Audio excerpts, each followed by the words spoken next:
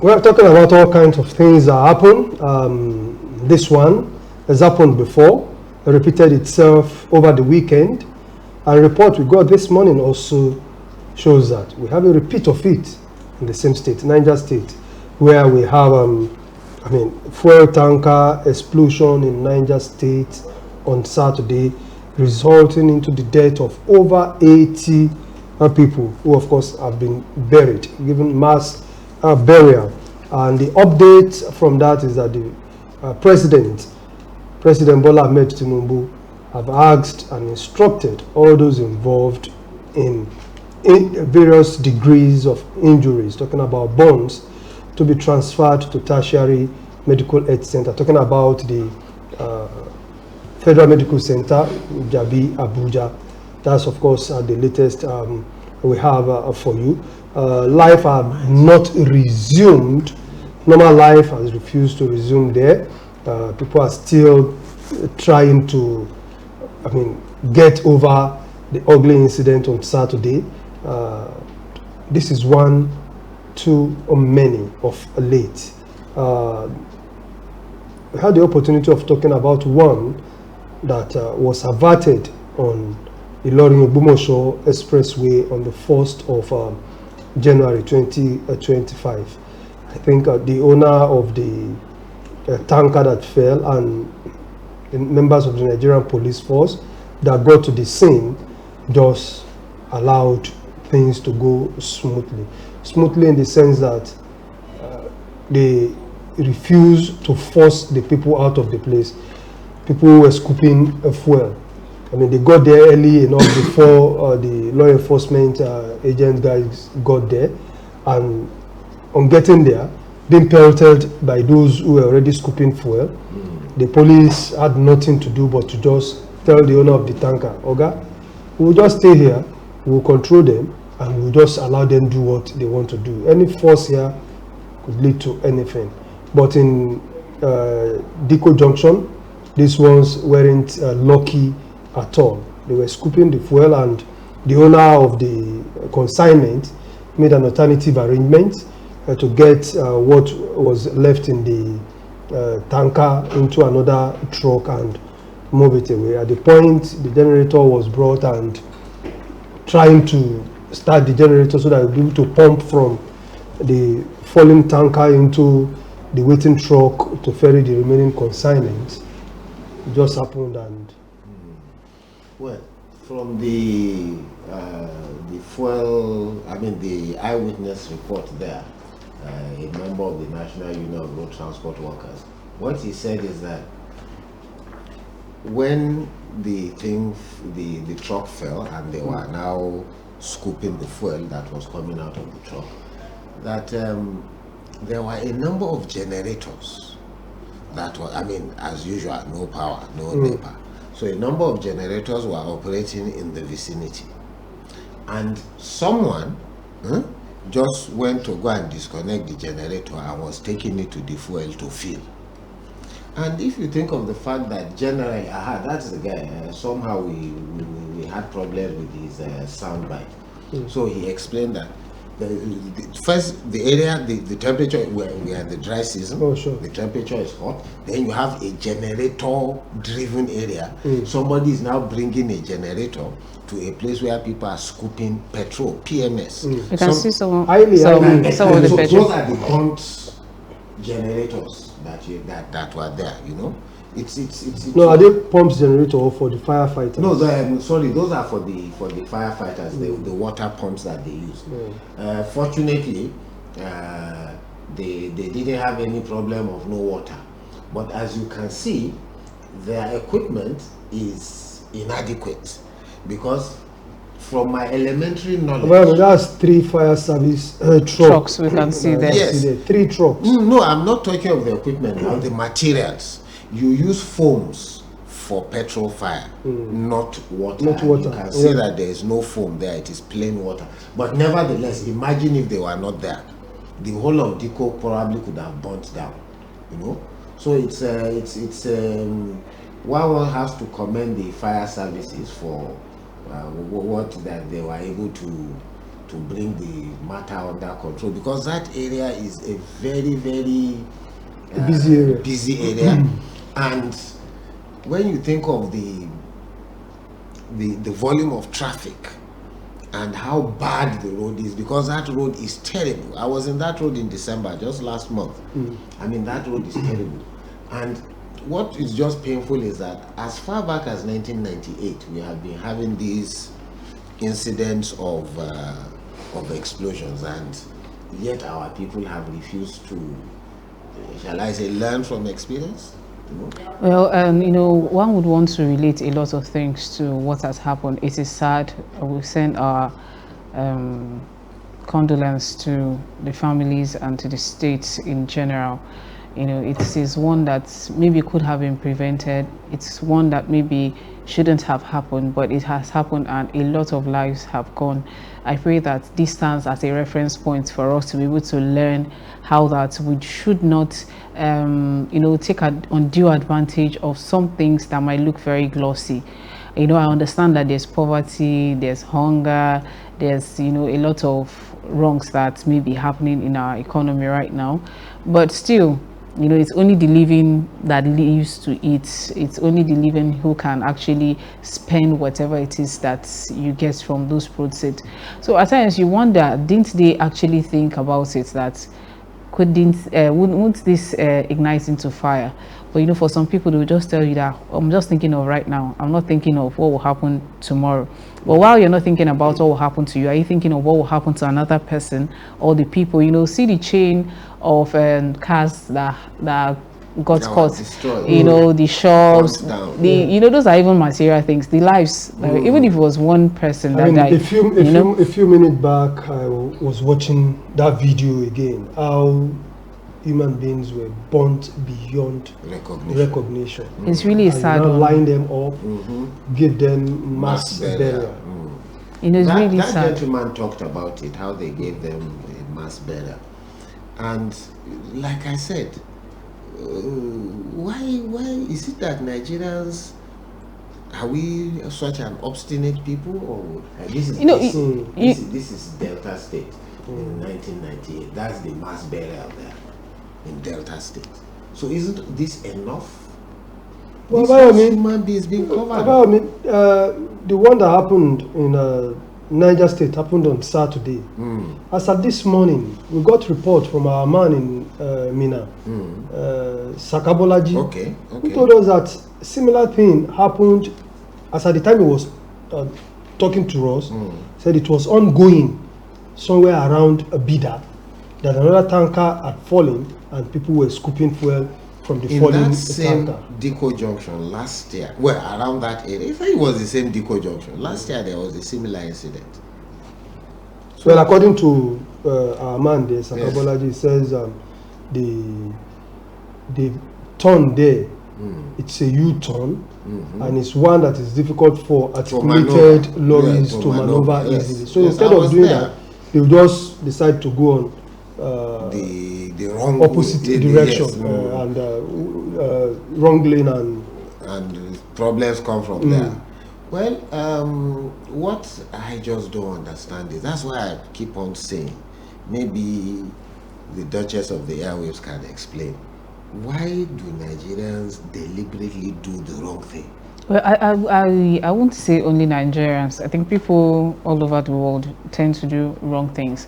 Are we more, we're comparing this with the wildfires in Los Angeles, those were wildfires, but this one was a fire that probably due to human activities came on.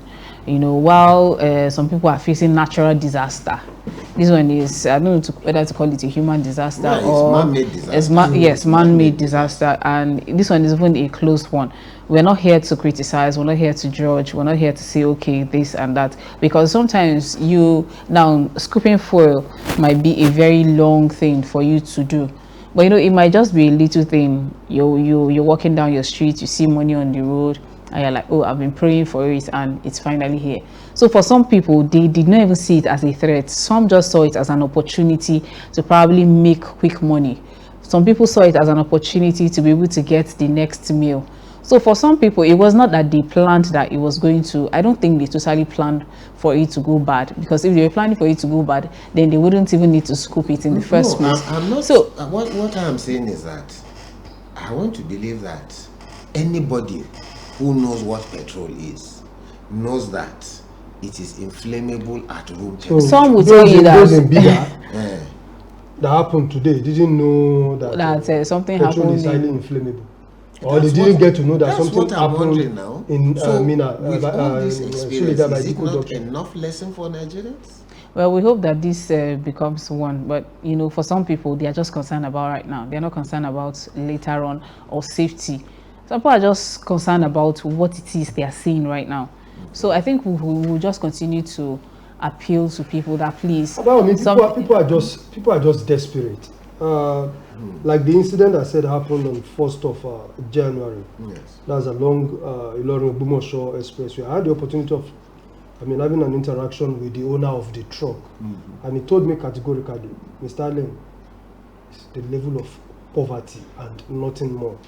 For someone who had not seen maybe 500 naira in the last 2 weeks, now there's a falling tanker laden with PMS or diesel, and he knows that if he gets there, he's able to get about 200 liters of diesel. That's totaling around 230 something thousand naira for a giveaway price of 100,000 naira. Someone who have not seen 500 naira now has the opportunity of getting a consignment of diesel and sell for 100,000 naira. They will do anything. They got there before the police got there, and by the time the police were mobilized from Ogbomosho to get there, they got there, and of course, police couldn't have gone there with firearms in the first place, so they were to go there with batons. And I was asking Grace in the morning, I can't remember the last time I see a policeman holding a baton. Maybe we should do a census of the number of batons left in the Nigerian police force custody. But of course, when they got there, they improvised stick from the bush and were trying to send the people away from the area. The people in return started pelting the police officers with stones, and they called the owner of the tanker, Oga. Be like say we go leave these people so that wahala no go happen here. We go control them, make them take wetin they want take, make them go away. And the owner of the tanker, the consignment, said, okay, if that would help us save the whole situation. He considered, and people from within that vicinity who had come out in their numbers. It was a free-for-all thing. The police now had to even, no, don't rush. And removed all they wanted to remove, and they left before the fire service could then do their own job. It had not gone into flames. So after scoping, then the fire service guys now, wet the whole place with water and water bill. The man couldn't remove his truck that day. He went back the second day to go and remove his truck. They had removed one of the tire. That's the question of the humanity in us. I know that at a point a report came out that people were being recruited into some of these extremist group for 20,000 and all of that. Yes, it might really be insignificant to some people, but for some people said for as low as 5,000. So for some people it's really a big deal. But at the end of the day, at the expense of what, it takes us back to looking forward to just getting something very quick, not wanting to put in the work, just wanting to get what it is that you want. We all want to hammer, want to live the good life, we all want to have the good money, but sometimes let's just be careful the way we want to go about it, because it can just be dangerous, not only for us. Deadly. Yes, not only for us, but also for people around us. Imagine, I can imagine, Diko Junction, people who ply that trade there, you would know that there will be families, like, brothers, sisters, or cousins. There are a lot of people who are there. People stop to eat, people stop to fuel their cars, change their tires, and what have you. But I think before we move on, let's just take a look at JSA 1998. Okay. We've got some I think audio from that incident as well too.